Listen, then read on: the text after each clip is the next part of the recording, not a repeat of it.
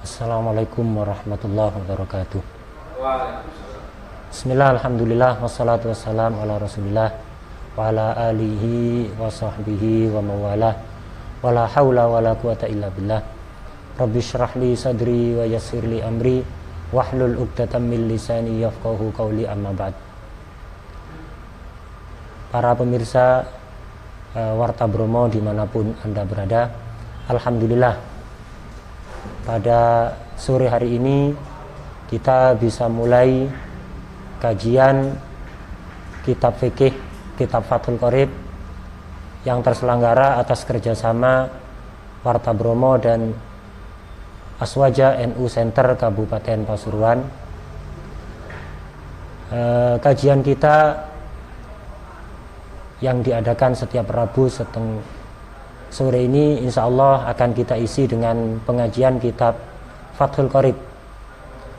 Adapun teknis pengajian kita, pertama akan dibacakan nas dari kitab Takrib dengan terlebih dahulu diberi makna Jawa, kemudian akan diberikan penjelasan dari syarah kitab Fathul Qorib tapi tanpa membaca nas, hanya sebatas penjelasan saja. Kitab Fathul Qorib, sebelum kita mulai pembacaan kitab Fathul Qorib, ini kitab yang sangat populer sekali, tidak hanya di Indonesia tapi di seluruh dunia, yang di situ masyarakatnya mengikuti madhab Imam Syafi'i. Jadi kitab Takrib dan syarahnya Fathul Qorib ini kitab yang sangat manfaat, yang dikaji di mana-mana, di pondok-pondok di seluruh Indonesia bisa dipastikan pasti ada pelajaran kitab ini. Di luar negeri seperti di Yaman, di Arab Saudi dan di beberapa negara lainnya, kitab ini juga menjadi rujukan dalam pembelajaran fikih mengikuti madhab Imam Syafi'i. Kitab Takrib ini dikarang oleh Imam Abi Syuja, seorang ulama besar madhab Imam Syafi'i. Sementara syarahnya yang diberi nama dengan Fathul Qorib ini karya Imam Ibn Qasim Al-Ghazi. Kitab ini syarahnya tidak hanya satu, kitab Takrib, ada beberapa syarah, diantaranya yang paling populer ini adalah syarah Fathul Qorib. Selain Fathul Qorib ada syarah-syarah lain seperti syarah karya seperti Tausyih karya Syekh Nawawi Banten. Ada juga syarah-syarah yang lain. Cuman yang paling populer Fathul Qorib ini, karena itu ini yang kita pilih untuk kita jadikan bahan kajian. Mungkin langsung akan kita segera mulai kajian kitab Fathul Qorib ini. Muqaddimah tidak kita baca, kita akan langsung masuk pada pembahasan Kitabu Ahkamit Thaharah. Qala al-mu'allif rahimahullah ta'ala wa nafa'ana bihi wa bi ulumihi wa bi ulumina wa bi ulumi sa'iris sholihin fid dharaini amin ya rabbal alamin. Kitabu Ahkamit Thaharati, utawi iki iku kitab nerangaken pira-pira hukume sesuci. Almiyahu, utawi pira-pira banyu, allati kang yajuzu kang wenang, biha kelawan allati opo at-tadhiru sesuci, iku sab'u miyahin, pitu pira-pira banyu. Ma'us samai, rupane banyu udan, wa ma'ul bahri lan banyu laut, wa ma'un nahri lan banyu kali, wa ma'ul bi'ri lan banyu sumur, wa ma'ul aini lan banyu sumber, wa ma'ul salji lan banyu salju, wa ma'ul barodi lan banyu es. Tsummal miyahu, mongko nuli utawi pira-pira banyu iku ala arba'ati aksamin, tetep ing atase papat pira-pira panduman. Tahirun, rupane banyu kang suci, mutahhirun tur iku kang nyucikaken. ghairu makruhin kang ora makruh. Wa huwa utawi tahir mutahhir ghairu makruh iku al-ma'u banyu al-mutlaqu kang mutlak. Wa tahirun lan banyu kang suci mutahhirun kang bisa nyucikaken makruhun kang makruh. Wa huwa utawi tahir mutahhir makruh iku al-ma'u banyu al-musyammasu kang den panasaken srengenge. Wa tahirun lan banyu kang suci ghairu mutahhirin kang ora bisa nyucikaken. Wa huwa utawi tahir ghairu mutahhir iku al-ma'u banyu al-musta'malu kang musta'mal. Wal mutaghayyiru lan banyu kang owah bima kelawan perkara khalata kang nyampuri apa ma hu ing ma minat tahirati saking pira-pira perkara kang suci. Wa ma'un lan banyu najisun kang najis. Wa huwa utawi mak najis iku alladzi banyu halat kang manggon fihi ing dalem alladzi apa najasatun perkara najis. Wa huwa hale utawi mak iku dunal kullataini saandape rong kullah. Au kana utawa ana apa mak iku kullataini rong kullah fataghayyara mongko owah apa mak. Wal kullatani utawi rong kullah iku khamsumi'ati ridlin 500 kati Baghdadiyin kang bangsa Baghdad takriban kelawan kira-kira fil asahi ing dalem ngersane kaul asah. Ini barusan adalah nas takrib, bukan Fathul Qorib tapi nas matan takrib yang barusan kita baca dengan makna Jawa. Bab pertama dalam kitab takrib ini sebagaimana umumnya kitab-kitab fikih biasanya dimulai dengan Kitabu Ahkamit Thaharah, kitab yang menjelaskan hukum-hukum terkait thaharah atau bersesuci sebelum ibadah. Kitab yang dimaksud kalimat kitab di sini ini adalah istilah di dalam penulisan kitab gaya salaf. Jadi kalau gaya penulisan kitab gaya salaf ini ada istilah kitab, ada istilah bab, ada istilah fasal dan yang lain-lain. Ini kalau dalam penulisan yang sekarang itu mirip seperti dalam buku itu ada bagian 1, bagian 2, ada bab, ada subbab dan seterusnya. Nah, ini kitab itu istilah pembagian di dalam penulisan gaya ulama salaf. Kitab ini atau bagian ini membahas tentang ahkamut thaharah, hukum-hukum terkait thaharah atau bersuci. Thaharah ini memiliki definisi secara bahasa dan ada definisi secara istilah terminologi fikih. Thaharah secara bahasa itu berarti an-nadhafah. At-thaharah dalam bahasa Arab itu artinya adalah an-nadhafah, bersih. Jadi thaharah itu kalau secara bahasa artinya bersih. Bersih dari kotoran yang terlihat seperti najis misalnya, dan bersih dari kotoran yang tidak terlihat seperti penyakit-penyakit hati, sombong, iri, dengki dan yang lain-lain. Ini definisi secara bahasa. Yang lebih penting bagi kita adalah mengetahui apa itu thaharah menurut istilah fikih dalam terminologi fikih. Thaharah dalam terminologi fikih atau menurut definisi syar'inya adalah di sini dikatakan ada beberapa penafsiran, ada beberapa definisi, banyak sekali.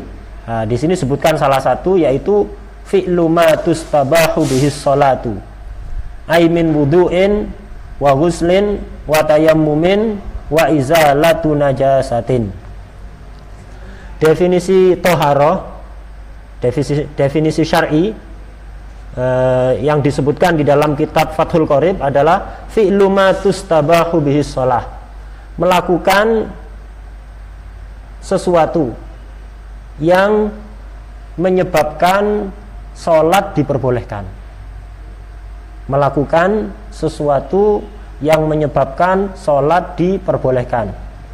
Mencakup wudhu misalnya, mandi, tayamum, dan menghilangkan najis. Ini adalah toharoh secara syar'i, melakukan sesuatu yang menyebabkan diperbolehkannya sholat, seperti wudhu. Tanpa wudhu kita tidak diperbolehkan untuk sholat, setelah wudhu baru diperbolehkan sholat. Contoh yang lain, mandi atau menghilangkan najis. Tanpa mandi bagi orang yang junub misalnya, dan tanpa menghilangkan najis, sholat tidak diperbolehkan. Setelah itu dilakukan, mandi, menghilangkan najis, baru sholat diperbolehkan. Ini salah satu definisi toharoh dalam terminologi fikih. Ada definisi lain yang disebutkan oleh Imam Nawawi, menghilangkan hadas atau menghilangkan najis. Ini definisi Imam Nawawi. Jadi menghilangkan hadas atau najis, atau fungsinya saja yang sama, tidak menghilangkan hadas, tidak menghilangkan najis, cuman fungsinya sama seperti menghilangkan hadas atau najis, atau bentuknya mirip seperti perbuatan menghilangkan hadas atau najis. Contoh menghilangkan hadas seperti wudhu, mandi besar. Contoh menghilangkan najis, ya misalnya menghilangkan najis darah dari pakaian atau dari badan menggunakan air. Ada bagian di antara toharoh itu tidak menghilangkan hadas, tidak menghilangkan najis, tapi hanya berfungsi sama. Kita tadi sudah tahu dari definisi pertama, fungsinya toharoh itu adalah memperbolehkan sholat atau yang semisal. Jadi di antara toharoh itu ada yang tidak menghilangkan hadas, tidak menghilangkan najis, tapi fungsinya sama, memperbolehkan sholat. Seperti contohnya adalah istinja menggunakan batu, cebok menggunakan selain air, menggunakan batu atau menggunakan tisu. Itu tidak mampu menghilangkan najis, hanya saja berfungsi sama seperti menghilangkan najis. Orang kalau menghilangkan najis cebok dengan air boleh sholat. Begitu juga orang istinja menggunakan tisu, menggunakan batu, juga diperbolehkan sholat walaupun najisnya belum hilang. Atau seperti tayamum. Tayamum tidak menghilangkan hadas, tapi berfungsi sama seperti wudhu yang menghilangkan hadas. Orang kalau setelah berwudhu boleh sholat karena hadasnya sudah hilang. Begitu juga orang setelah tayamum karena tidak menemukan air misalnya, boleh untuk sholat walaupun hadasnya tidak hilang. Termasuk juga bagian dari toharoh adalah ma'ala suratihima, bentuknya sama seperti pekerjaan-pekerjaan yang menghilangkan hadas atau najis, tapi fungsinya tidak sama. Seperti contohnya adalah basuhan kedua di dalam wudhu, basuhan ketiga di dalam wudhu, basuhan kedua atau ketiga di dalam menghilangkan najis. Nah, ini tidak menghilangkan hadas. Ketika orang wudhu satu kali sudah cukup, satu kali basuhan sudah rata cukup. Basuhan kedua, ketiga ini sunnah, dan disebut juga dengan toharoh, disebut juga dengan sesuci. Kenapa? Karena bentuknya mirip. Basuhan pertama dan kedua tidak ada bedanya secara zahir, secara bentuk tidak ada perbedaan. Fungsinya nggak sama, tapi termasuk toharoh karena bentuknya sama. Atau mandi sunat misalnya, mandi sunat atau tajdidul wudhu, mengulangi wudhu setelah sholat, untuk sholat lagi wudhu diulangi. Nah ini sunnah. Nah ini juga termasuk toharoh, juga termasuk toharoh. Basuhan kedua dan ketiga di dalam menghilangkan najis, ini juga disebut dengan toharoh. Ini definisi toharoh, bersuci. Bersuci itu tadi disebutkan bentuk-bentuknya macam-macamnya adalah wudhu, mandi, tayamum, dan istinja. Wudhu, mandi, tayamum, dan menghilangkan najis. Wudhu, mandi, tayamum, dan menghilangkan najis. Kemudian alat yang bisa digunakan untuk toharoh, sarana toharoh, itu ada 4. ada air, ada debu, ada batu dan sesamanya untuk istinja, dan yang terakhir adalah alat untuk menyamak kulit bangkai. Jadi ada 4 alat untuk toharoh dalam madhab Imam Syafi'i. Tidak ada selain 4 ini. Hanya 4 alat untuk toharoh, yaitu air, debu, batu atau yang semisal untuk istinja, untuk cebok, dan yang terakhir adalah alat untuk menyamak. Alat untuk menyamak kulit bangkai. Selain ini tidak diperbolehkan. Nah, ini alat-alatnya toharoh. Yang pertama air, ini yang akan dibahas di sini, yang tadi saya bacakan sudah nasnya dari takrib. Ini air. Air itu tidak semuanya diperbolehkan untuk dibuat toharoh, untuk digunakan berwudu, untuk digunakan mandi, tidak semuanya. Untuk digunakan menghilangkan najis, tidak semuanya. Ada kriteria-kriteria khusus di dalam agama mengenai air yang diperbolehkan untuk digunakan bersuci atau toharoh. Tadi dikatakan al-miyahul lati yajuzu biha tathir sab'u miyah. Air yang diperbolehkan untuk dibuat bersuci toharoh itu ada 7 macam air. Jadi ada 7 macam. Yang pertama yaitu air hujan. Kedua, air laut. Ketiga, air sungai. Keempat, air sumur. Yang kelima, air sumber. Yang keenam, air salju. Yang ketujuh, air es. Nah, ini 7 macam air yang diperbolehkan untuk bersuci.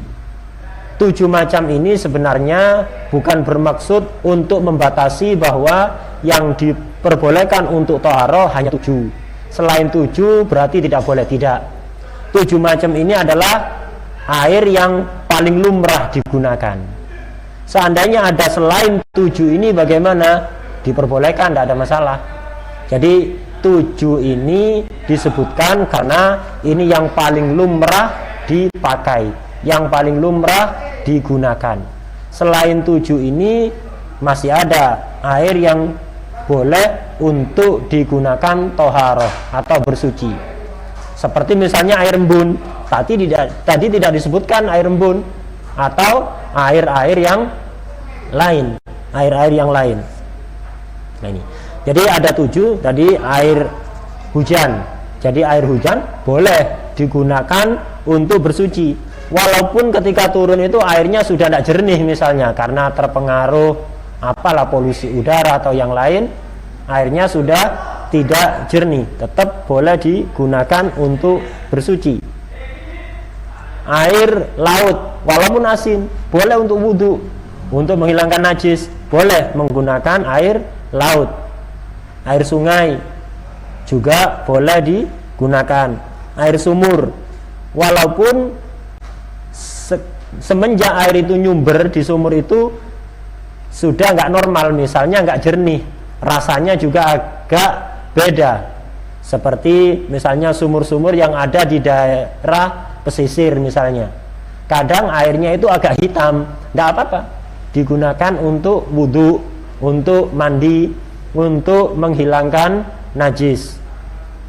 Atau rasanya misalnya agak aneh, asalkan semenjak keluar sudah seperti itu, tidak apa-apa untuk digunakan berwudu dan bersuci yang lain. Air sumber boleh. Yang lebih singkat untuk menjelaskan air apa saja yang boleh digunakan untuk bersuci adalah ini seperti yang disebutkan di dalam Fathul Qorib, ma nazala minas sama au naba'a minal ard ala ayyi sifatin kanat min aslil khilqah. Setiap air yang turun dari langit atau setiap air yang nyumber dari bumi, keluar dari bawah tanah dalam bentuk seperti apapun, dalam bentuk sifat seperti apapun. Nah, ini semuanya boleh digunakan untuk bersuci asalkan disebut air.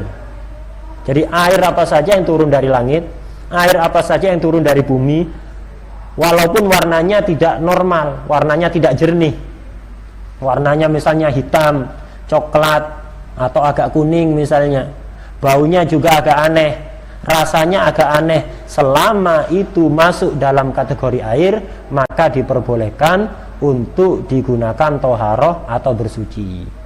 Beda halnya ketika sudah tidak disebut air, maka tidak boleh digunakan untuk wudhu. Contoh seperti bahan bakar bensin atau bahan bakar yang lain, itu juga keluar dari bawah tanah, nyumber dari bawah tanah. Apakah diperbolehkan untuk wudhu? Tidak diperbolehkan, karena itu tidak disebut air.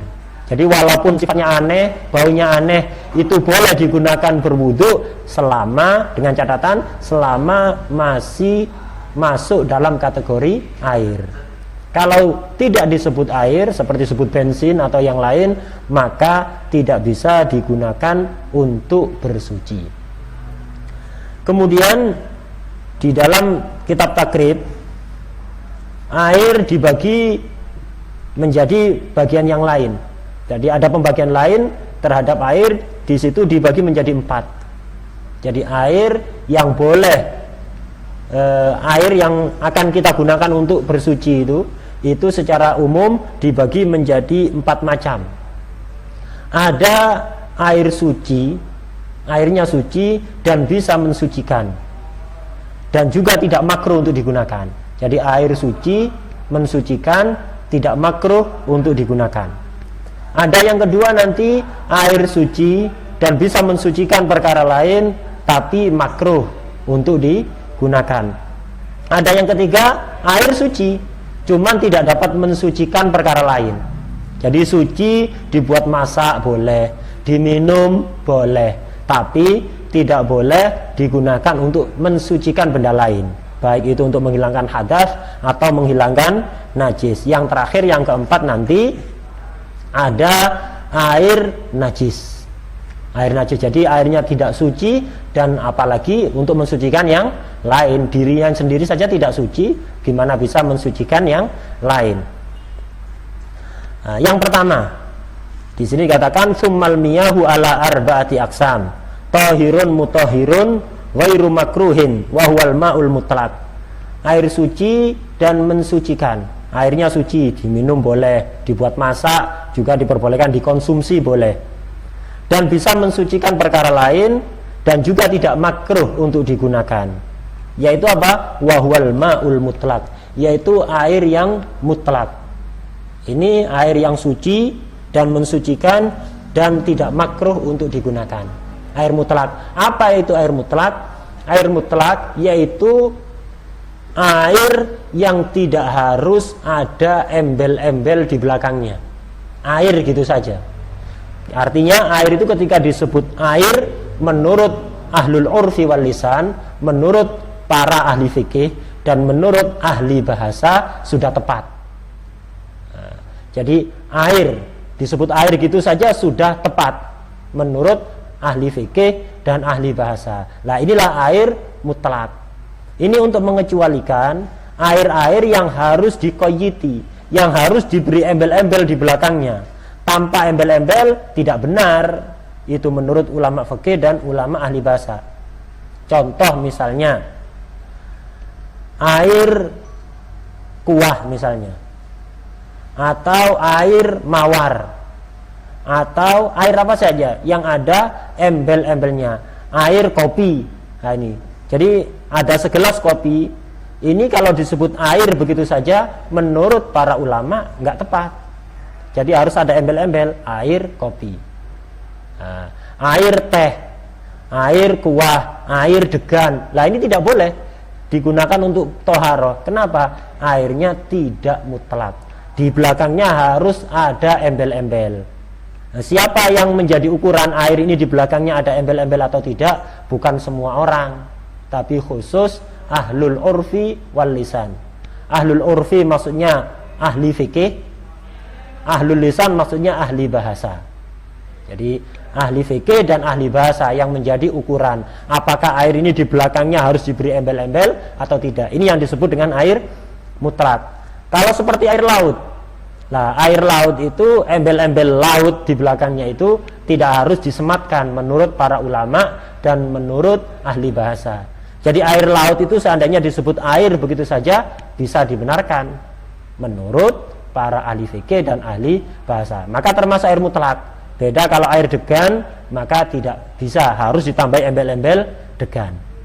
Ini air yang suci dan mensucikan serta tidak makruh untuk digunakan.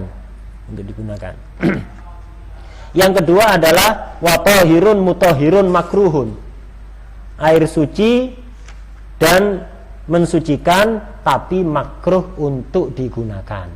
Jadi air suci dan mensucikan tapi makruh untuk digunakan. Dibuat wudhu sah, dibuat menghilangkan najis juga sah, cuman makruh digunakan.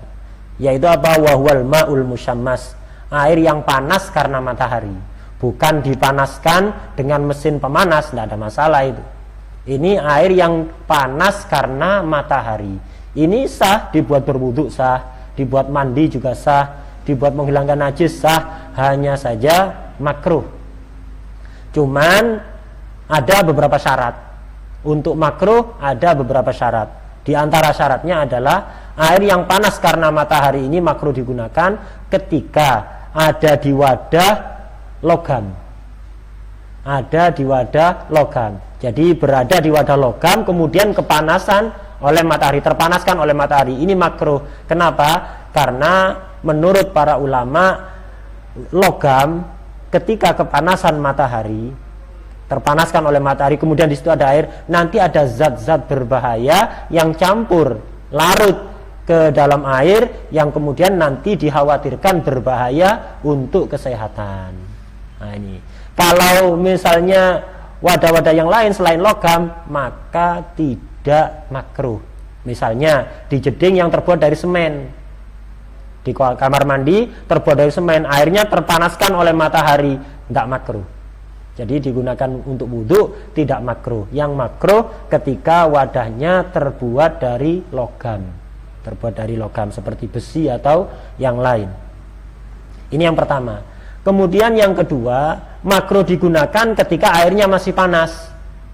Dalam keadaan air masih panas. Kalau airnya sudah dingin, sudah tidak makruh. Misal tadi siang jam 12 kepanasan, airnya itu panas karena matahari. Sekarang sudah dingin, maka tidak makruh. Makruh digunakan ketika masih panas, ketika airnya masih panas. Di antara syaratnya adalah untuk daerah-daerah yang panas. Jadi makruh menggunakan air yang terpanaskan oleh matahari itu adalah untuk daerah-daerah yang memang cuacanya panas. Menurut para ulama dulu, seperti keterangan yang saya dengar dari guru-guru saya di Hadramut, nah itu untuk daerah seperti Indonesia ini tidak terlalu panas. Walaupun kita merasakan kepanasan di siang hari di daerah seperti Pasuruan dan sekitarnya ini, kita merasakan kepanasan, tapi ini belum dianggap terlalu panas. Karena memang kalau dibandingkan dengan panas yang ada di Arab sana seperti di Hadramut, itu ya sangat jauh sekali. Kalau di Hadramut apalagi pas musim panas, itu kita tidak akan kuat mandi menggunakan air yang terpanaskan oleh matahari jam 12 itu. Kalau mau mandi atau jam 1, jam 2, kalau mau mandi harus naruh air, ditimba dulu, ditunggu sampai dingin. Kalau langsung dari keran kemudian kita mandi, nggak kuat. Panasnya luar biasa. Kalau panas di Indonesia, kita menggunakan kipas angin sudah bisa merasakan sejuk. Tapi kalau di Hadramut harus pakai AC, menggunakan kipas angin, tambah kepanasan kita. Nah, jadi untuk daerah Indonesia ini tidak berlaku. Jadi tidak ada yang namanya air musyammas makruh kalau untuk daerah Indonesia. Untuk di Indonesia tidak. Ini untuk daerah-daerah yang memang sangat panas, seperti daerah-daerah Hadramut, Mekah, Madinah, seperti ketika musim panas. Ini pendapat yang kuat di dalam madhab Imam Syafi'i. Jadi air yang panas karena matahari hukumnya makruh untuk digunakan. Tapi ada pendapat Imam Nawawi mengatakan tidak makruh. Air yang ketiga, tadi yang kedua. Jadi yang pertama tadi air suci, mensucikan, tidak makruh untuk digunakan. Yang kedua adalah air suci, mensucikan, tapi makruh untuk digunakan. Yang ketiga adalah wa tahirun wairu mutahhirin. Air suci, tapi tidak bisa mensucikan yang lain. Airnya suci, dikonsumsi boleh. Cuman kalau untuk dibuat wudhu, dibuat menghilangkan najis, tidak sah. Apa ini? Ada dua macam air. Yang pertama, wahwal ma'ul mustakmal. Yang pertama adalah air mustakmal. Yang kedua adalah air yang berubah disebabkan tercampur dengan benda suci sehingga airnya menjadi, kemutlakan air menjadi rusak. Apa maksudnya? Saya jelaskan satu persatu. Yang pertama adalah air mustakmal, air suci tapi tidak bisa mensucikan. Air mustakmal adalah air yang sudah digunakan untuk toharoh yang wajib, air yang sudah digunakan untuk sesuci, untuk bersuci yang fardu. Seperti air sudah digunakan untuk basuhan pertama dalam wudhu, tidak boleh dibuat wudhu lagi. Air yang sudah digunakan untuk menghilangkan najis, tidak boleh digunakan untuk menghilangkan najis lagi. Air yang sudah digunakan untuk mandi wajib, tidak boleh digunakan untuk mandi lagi atau sesuci yang lain. Dengan catatan airnya tidak sampai 2 kulah. Kalau sampai 2 kulah, tidak ada namanya air mustakmal kalau sudah sampai pada batas 2 kulah.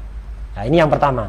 Jadi air yang suci tapi tidak bisa mensucikan, yaitu air yang sudah digunakan untuk toharoh, untuk bersuci yang fardu.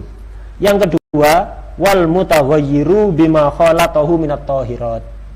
Air yang berubah disebabkan tercampur benda-benda suci yang menyebabkan air itu berubah. Jadi air yang berubah dengan sangat. Jadi air berubah yang sangat. Jadi air berubah yang sangat disebabkan perkara suci, yang mencampuri. Nah, jadi air yang berubah, tapi berubahnya harus sangat. Misalnya air kecampuran kopi jadi wedang kopi, lah ini tidak boleh digunakan untuk wudhu, digunakan untuk menghilangkan najis, tidak boleh. Kalau berubahnya sangat, ya seperti wedang kopi yang biasa kita minum. Kalau kecampuran kopi sedikit, misalnya air di kamar mandi, ada kopi terjatuh ke kamar mandi, tumpah ke kamar mandi, tapi perubahannya sedikit, tidak ada masalah, tetap boleh digunakan untuk bersuci. Dan yang nggak bisa digunakan untuk bersuci ini kalau bendanya bercampur dengan air, tidak bisa dibedakan dengan air. Tapi kalau minyak tidak ada masalah, karena air dan minyak tidak menyatu. Jadi tetap suci dan mensucikan. Nah, ini pembagian air. Ada 3 macam yang sudah kita terangkan. Untuk yang keempat, yaitu air najis, insya Allah akan kita jelaskan pada pertemuan berikutnya, insya Allah hari Rabu yang akan datang pada jam yang sama, yaitu jam 3:30 15.30 WIB. Semoga apa yang kita kaji bersama tadi menjadi tambahan ilmu yang bermanfaat bagi kita, yang barokah, yang bisa menjadi bekal kita untuk beribadah dengan benar kepada Allah Subhanahu wa taala. Amin ya rabbal alamin. Wassallallahu ala sayyidina Muhammadin wa ala alihi wa sahbihi wasallam. Alhamdulillahi rabbil alamin. Assalamualaikum warahmatullahi wabarakatuh.